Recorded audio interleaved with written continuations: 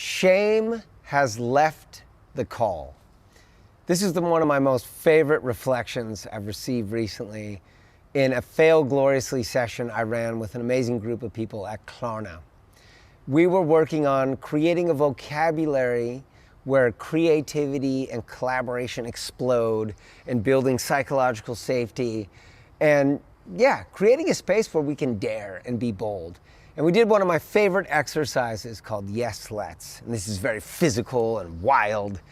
And I was asking afterwards to reflect, what's fun about this? What makes this exercise great?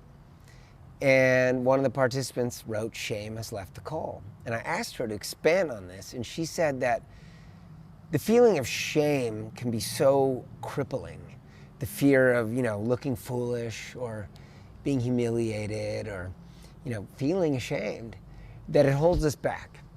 And we don't really put ourselves out there. But without it, we dared and we got wild and crazy and bold, and it felt amazing. And I'm super passionate about this, is creating spaces where you can really experience the power of this because it changes everything. It changes the energy, the daring, the connection in the group to really experience the safety. It's not always easy to create, but it's worth it, right? To create this shame-free environment. And I'm curious to hear from you. What are some things you do or would like to do to get shame out of the picture and create more daring and safety? Let me know.